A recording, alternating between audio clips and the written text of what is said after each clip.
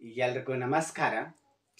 ಪದೇ ಪದೇ ಮೂತ್ರ ವಿಸರ್ಜನೆ ಆಗುತ್ತಿದ್ದರೆ, ಪದೇ ಪದೇ ಯೂರಿನ್ ವಿಸರ್ಜನೆ ಆಗುತ್ತಿದ್ದರೆ, ಫಾಸ್ಟಿಂಗ್ PPBS HbA1c ಶುಗರ್ ಎಲ್ಲ ನಾರ್ಮಲ್ ಇದೆ, ಶುಗರ್ ಇಲ್ಲ, ಮತ್ತು BP ಚೆಕಪ್ ಮಾಡಿಸಿದೆವು, BP ನಾರ್ಮಲ್ ಇದೆ, ಮತ್ತು ಯೂರಿನ್ ಟೆಸ್ಟ್ ಮಾಡಿಸಿದೆವು, ಯೂರಿನ್ ನಾರ್ಮಲ್ ಇದೆ.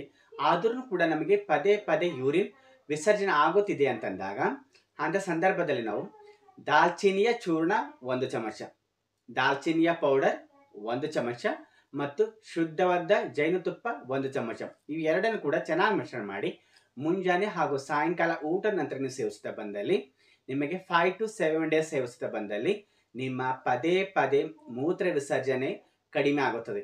ಮತ್ತು ನಿಮಗೆ ಯಾವುದೇ ರೀತಿಯಂಥ ಬ್ಲಾಡರ್ ಸಮಸ್ಯೆ ಇದ್ರೂ ಕೂಡ, ಕೆಲವೊಬ್ಬರಿಗೆ ಬ್ಲಾಡರ್ನಲ್ಲಿ ಏನಾದರೂ ಇನ್ಫೆಕ್ಷನ್ ಇದ್ದಾಗ ಮತ್ತು ಬ್ಲಾಡರ್ ಎನ್ಲಾರ್ಜ್ ಆದಾಗ, ಬ್ಲಾಡರ್ ಕೆಪಾಸಿಟಿ ಸ್ವಲ್ಪ ಕಡಿಮೆ ಆದಾಗ, ಯೂರಿನ್ ಬ್ಲಾಡರ್ ಕೆಪಾಸಿಟಿ ಸ್ವಲ್ಪ ಕಡಿಮೆ ಆದಾಗ ಈ ರೀತಿ ಆಗುತ್ತೆ. ಸೊ ಹಾಗಾಗಿ ಬ್ಲಾಡರ್ ಕೆಪಾಸಿಟಿ ಇನ್ಕ್ರೀಸ್ ಆಗುತ್ತೆ ಹಾಗೂ ಸ್ಟ್ರೆಂತ್ ಬರುತ್ತೆ.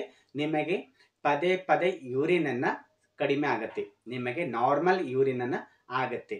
ನಿಮಗೆ ಯಾವುದೇ ರೀತಿಯಂಥ ರಿಪೀಟೆಡ್ 10 ನಿಮಿಷಕ್ಕೊಂದು ಸಾರಿ, 15 ನಿಮಿಷಕ್ಕೊಂದು ಸಾರಿ, ಅರ್ಧ ತಾಸಿಗೊಂದು ಸಾರಿ ಯೂರಿನ್ಗೆ ಹೋಗೋದನ್ನು ನಿಲ್ಲುತ್ತೆ. ನೀವು ನಾರ್ಮಲ್ ಆಗಿ ಯೂರಿನನ್ನು ಪಾಸ್ ಮಾಡೋದು, ನಿಮ್ಮದು ಪದೇ ಪದೇ ಯೂರಿನನ್ನು ಸಂಪೂರ್ಣವಾಗಿ ಕಡಿಮೆ ಆಗುತ್ತೆ. ನೀವು ದಾಲ್ಚಿನ್ನಿಯ ಪೌಡರ್ 1 ಚಮಚ, ಶುದ್ಧವಾದ ಜೇನುತುಪ್ಪ 1 ಚಮಚ, ಇವೆರಡನ್ನು ಕೂಡ ಚೆನ್ನಾಗಿ ಮಿಶ್ರಣ ಮಾಡಿ ಮುಂಜಾನೆ ಹಾಗೂ ಸಾಯಂಕಾಲ 5 to 7 ಡೇಸ್ ಸೇವಿಸ್ತಾ ಬಂದಲ್ಲಿ 100% ನಿಮ್ಮ ಪದೇ ಪದೇ ಯೂರಿನ್ ಸಮಸ್ಯೆಯನ್ನು ಸಂಪೂರ್ಣ ಕಡಿಮೆ ಆಗುತ್ತೆ.